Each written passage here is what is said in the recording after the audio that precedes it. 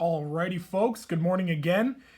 We are going to move on today to discuss shifts in demand or changes in demand. Remember, yesterday we talked specifically about, well, what if the price changes, right? What if my price goes from $10 down to $8? Well, then I would see an increase in the quantity and I would move a point along the curve, like so. Right? Today, we are going to talk about the things that can cause the entire demand curve to move. And this time, we are literally saying, instead of a change in quantity demand, we are changing the demand curve, right? We are literally moving the entire demand curve from one place to the next. And so this looks a couple different ways. So you can see up here, we have two demand curves. All right. This first one is going to represent an increase in demand. And this one is going to be a decrease in demand. So here's the thing. What this represents is an increase in demand means that at any price level, we experience more demand for the product, right? So what that means is the price is the only thing that is staying constant, but instead, now at that $10, we want more of the product. Right? So we are going to draw a demand curve this way, right? And say, okay, this is demand 2, right? Because we have increased the demand curve. Notice at $10, at any price level, our quantity is greater. We'll call that 200, right? And I could also say that, okay, at a price of, what if the price was $15 instead? Well, at $15, we were selling 50 units. Now, at $15, we are selling 150 units, right? So notice, it's still the same, right? If the price is higher, we are demanding a lower quantity, right? If the price was 15, we'd be demanding 150 instead of 200. But something happened that caused this entire curve to move.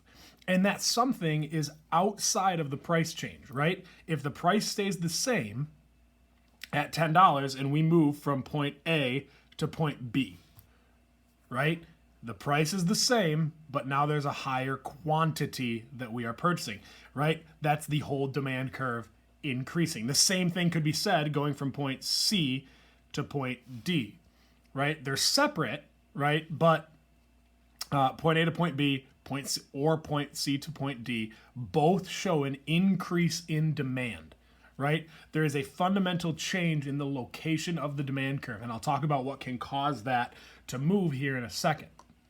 A decrease in demand is exactly the opposite, right? Something other than the price has to change in order to cause the demand curve to shift to the left, right? Right means more, left means less, because notice, at the $10, right, assuming that the price has not changed, we are now selling less than we were before. We went from 100 units of the product to 50 units of the product, right? Because something other than the price has changed. And that's the key here with both of these, is our price is remaining constant, right? If you're looking for a little kind of something to keep in your notes or something to keep in the back of your mind, our price is constant in these examples, right? Something else is changing. Something else changes, and it's typically something to do with the product or something outside of the product. And so we have a fancy acronym, and I know it's going to be a short one today, but we have a fancy acronym when we're talking about changes in demand, okay?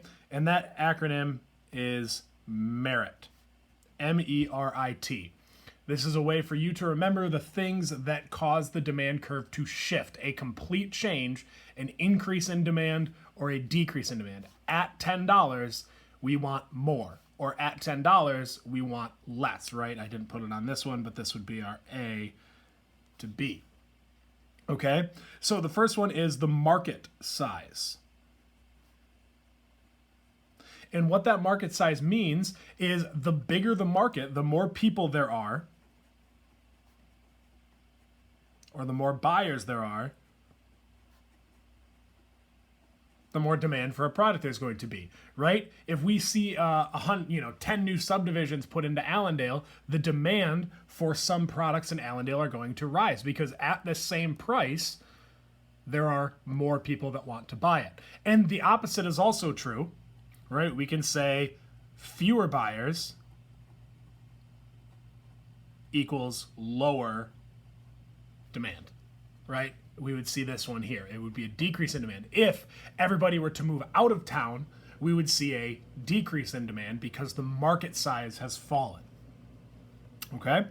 The next one is expectations. And expectations refers to what we believe is going to happen, right? If we believe that what we believe is going to happen, I'll write that down.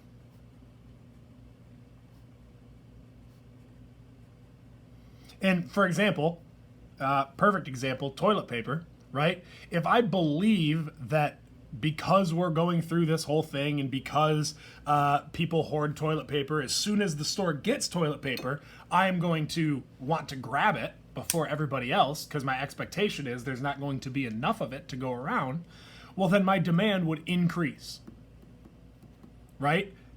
Even at the same price, the price of the toilet paper may not have changed yet, but even at the same price, I want to increase my consumption, right? Because I believe my expectations are that there's not going to be enough to go around.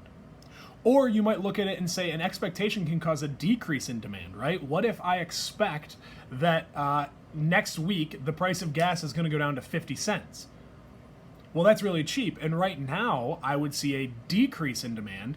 At the same price, I would see a decrease in demand because I don't want to buy it now. I want to buy it next week when it's cheaper. So an expectation can cause an increase in demand or a decrease in demand depending on what it is. The next one is the related goods. What's happening to the price of other goods? Related goods is prices, right? And so we can break this up into two categories, okay? We have substitutes and complements. Complements with an E, not with an I, because we're not talking about, hey, you look very nice today. Not the kind of compliments we're talking about. But substitutes and complements are goods that are either related to one another and you use them together, or they are opposite of one another, right? And so you can think of substitutes and complements, right? Some complements might be peanut butter and jelly, or I don't know, things that you turkey and gravy or something like that, right? The things that go together, whereas substitutes are things that you use instead of salt and pepper. That's another one. Substitutes might be something that you use instead of something else, right? Coffee or tea would be an example, or soda or water, or chicken or beef, right? Sometimes you use them together, but typically you have them separate. And so what we look at with substitutes is we see an increase in the price of the substitute equals a increase in the demand for the product.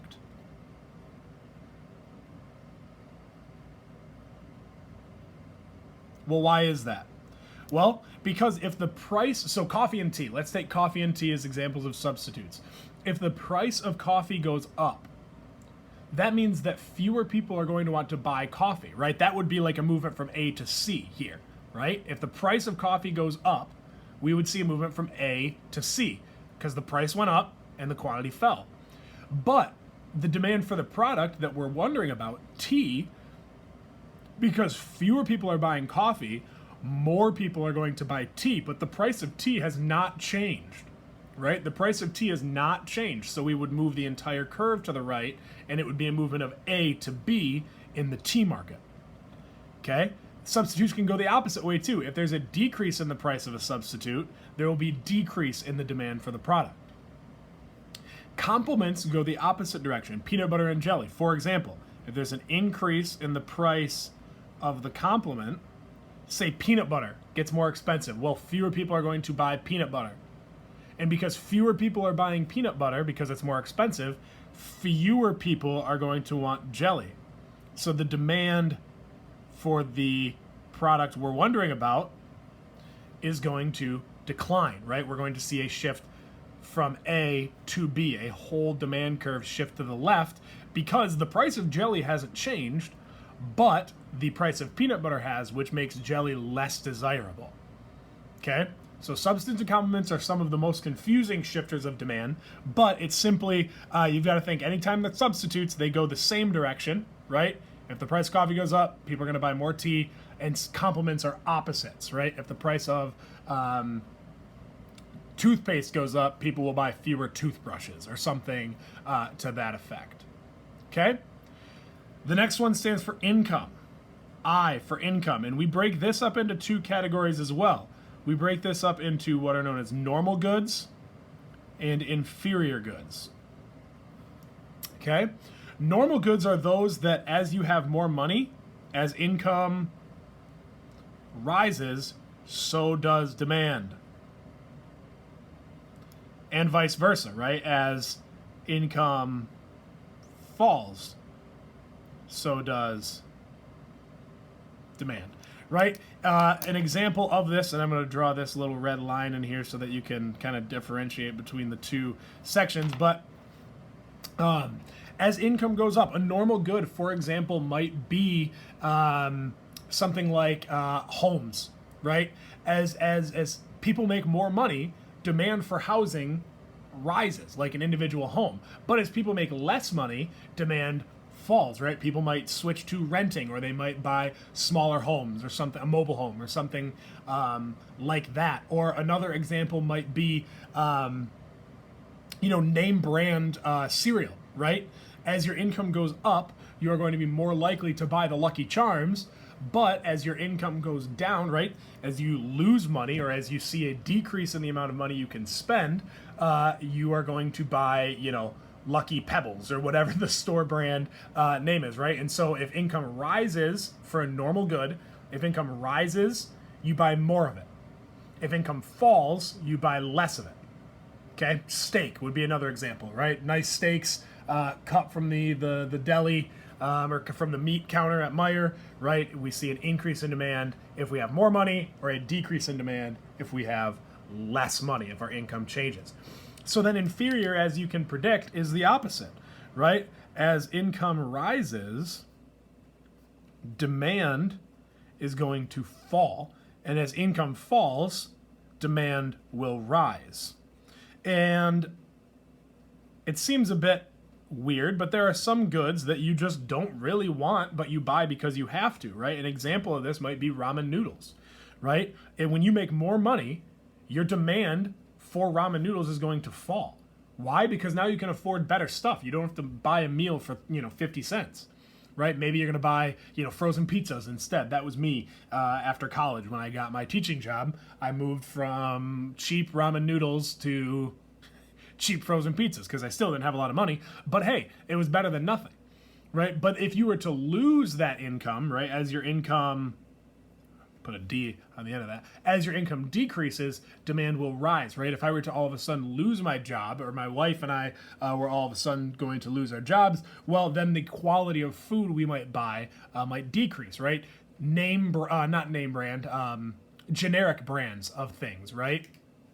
You might see as my income goes down, I'm going to buy more of the generic, Frosty Pebbles or whatever the case may be from, the big bag cereal Meijer has that's their name brand. So what we are going to look at lastly, so inferior, income goes up, you're going to see this, a decrease in demand.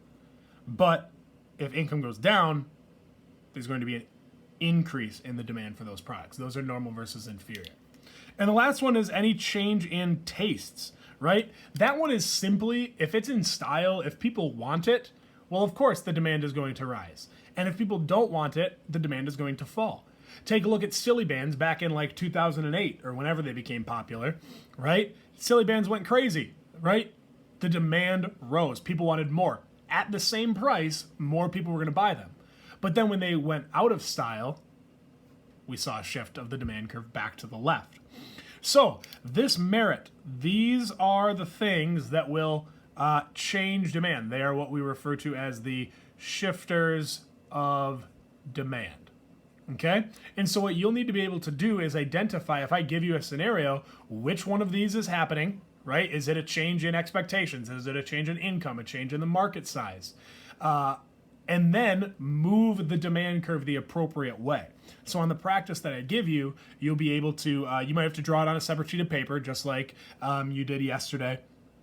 But you'll be able to see a change in demand. Remember, price and quantity go on the axes, right? We're no longer putting like two different goods. We are just putting price and quantity, and then we're drawing the demand curve and shifting it either direction. Alrighty? As always, email me if you have any questions, and I will talk to you guys later.